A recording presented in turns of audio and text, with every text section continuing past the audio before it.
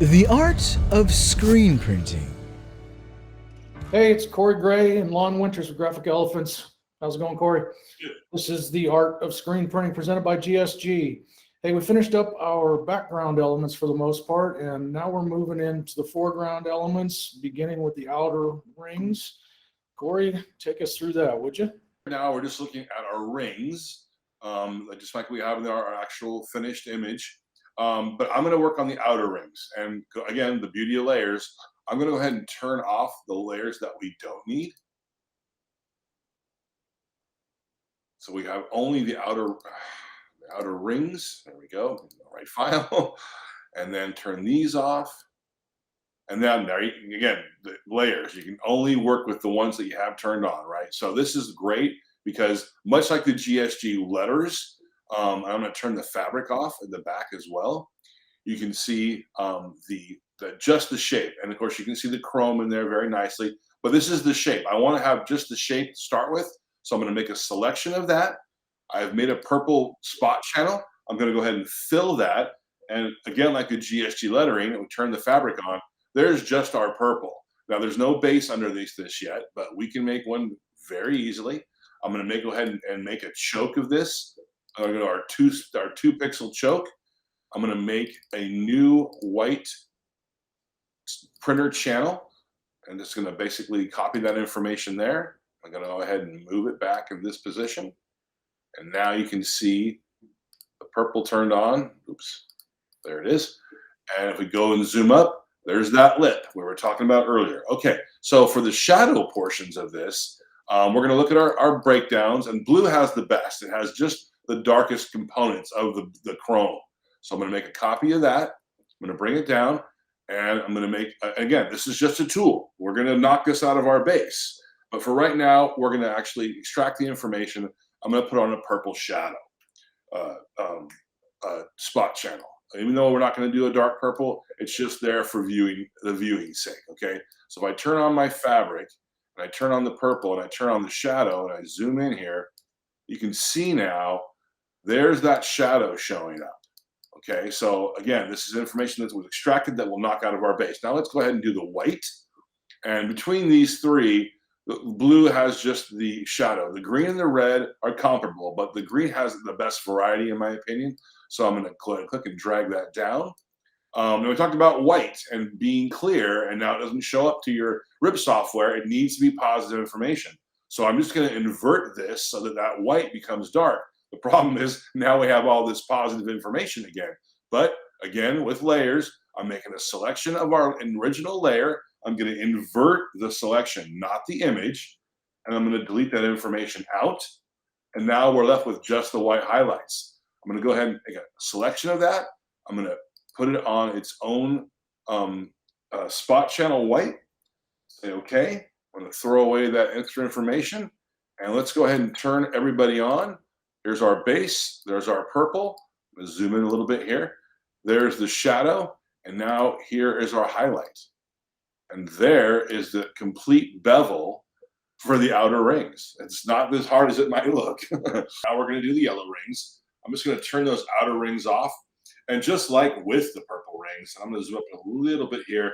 My first order of business is just to go ahead and make a selection of the shape of the rings themselves so that we can actually go to basically our spot channel setup for the rings. And we're just going to basically fill that information in.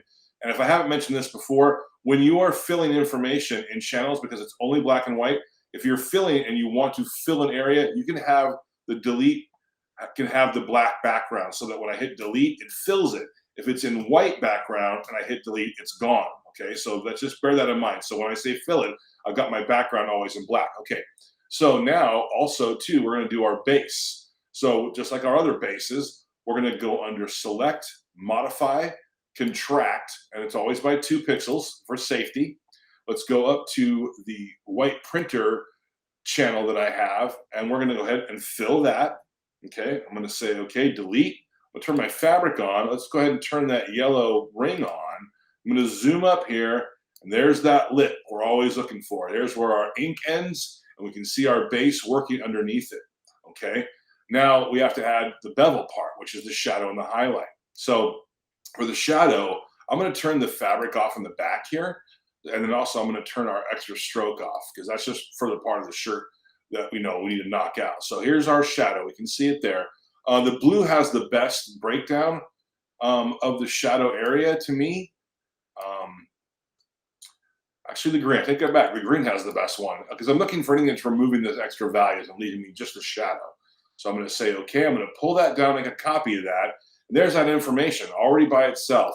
Looks like I have a little bit of value here from some of the other yellow. So I'm going to use levels, the white eyedropper tool. I'm just going to blow that out. So look, it didn't even hardly affect the shadow itself. It just got rid of those lesser tones. So let's go ahead and say, okay, I'm going to make a selection of that information. We're going to go to our base and we're going to knock it out. So now I'm going to put the background in white. I'm going to hit delete. And then you can see there's a little bit of value there. I'm going to leave it at just at about, looks like I got about 12%. I'm going to go down to 4% and say, okay. We're going to say, put the fabric back on. I'm going to turn my yellow on here again. So we can see there's that bevel, there's that shadow working for us. Now we need to have that white highlight. So now this time I'm going to turn the fabric back on because it's going to help us get that white edge. We don't want it to get too far away from us. So having the black around there really helps out. Let's go ahead and look at our breakdowns. There's the blue, there's the green, I think the blue has the best amount because it has most of the highlight and very little of the shadow. So let's go ahead and bring that down, make a copy. And again, like all the times we want to get white, we need to make it positive. Let's inverse that image area. And I'm actually going to have a little too much white. So I'm going to take my level eyedropper tool here, not the white eyedropper tool, but just the lever itself. I'm going to push it down. You can see some of that disappearing. I'm also going to lighten it because I want the yellow to be as a blending, or the white as a blending white. Okay. So I'm going to make a selection of that. I'm going to go to our white spot channel for the rings. Selection again. Here we go to the yellow. Oh, spot channel for white. Make sure this is in the background. Hit delete. And then there we go. So let's turn our fabric on, our base on, and our yellow. And that is exactly how we get our separation part for that. Okay, here's our center ring. And it has, as Lon says, the most complication to it. But we're not going to focus on the details of the texture. Let's go ahead and just start with the core ring itself, much like the other ones, a highlight, shadow, and a core color. Like with the yellow rings and the outer rings, I'm going to make a selection of just the fill area. And we're going to go to a sort of pre-purple spot channel that we have set up. I'm going to go ahead and fill that. And then also I'm going to make my base real quick for that as two. So we're going to contract that selection by 2 pixels. And then we're going to go ahead and we're going to fill our base. So if I turn on both of them together, we're going to go ahead and zoom up, and then we're going to see that lip that we're always looking for. Let's go ahead and make the shadow and the highlight. So for the shadow, I'm going to turn off the fabric, and we're going to look at our breakdown. So it looks like the blue, the green. I'd say the blue is the best one because it has only the shadow information. So let's click and drag that down. And now you can see that all that is the only thing that's kind of left here. I'm going to bump this up a little bit in value, just so it's a little darker. We're going to say okay. And remember, I'm going to go ahead and make a selection of this, and I'm just going to fill it to the shadow that I have set up here as far as the spot channel. It's not going to be in our separation. It's going to be used to knock out the base. So let's go ahead and make a selection of that. Go up to our ring base, and I'm going to hide the marching ants. I'm going to delete that information out. You're going to see it disappearing here. I'm going to leave a little bit in there, about 11%. Actually, we'll go a little further than that and say okay. And then we're going to pull our white as well. So let's go back up here. This time we're going to turn the fabric back on so it can help us get that lightest tone. Let's go ahead and look at our breakdowns. Looks like the green is the best one because it's only leaving us with that highlight area. So let's go ahead and click and drag that copy down. And like all of our stuff for as far as making a white positive area, we're going to inverse that. And I'm only going to use this as a blending white. I want this to actually blend and not be a complete knockout. So I'm going to make a selection of that information. I'm going to go to our white ring channel. I'm going to fill it, deselect. I'm going to get rid of that extra. Then I'm going to make a selection. Actually, I'm going to make a change to this. I'm going to bring it down a little bit in its opacity. It's kind of high. It's at 50% right now. I don't want it to knock out too much of the purple. So let's make it, right now it's about 30%. So that's perfect. I'm going to turn that, basically the ring on, and then I'm going to turn my base and my fabric on.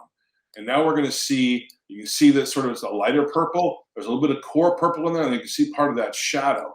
But I want some of that shadow to be even a little darker. So we've talked about how we've been taking the shadow information and actually reducing the opacity on our actual core purple channel here.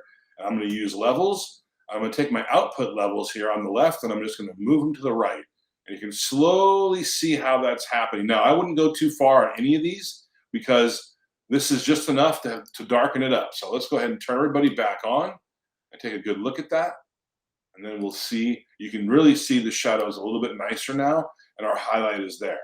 We'll come back and do the rest of the texturing over that, but we'll want to establish this part first. One of the key terms that we use an awful lot is using that highlight white or that top white as a blending white. And that's sort of the magic in getting those pastel colors and those lighter tones and not burying all that color underneath. So he's Cory, I'm Lon. This is The Art of Screen Printing presented by GSG. We'll see you next time.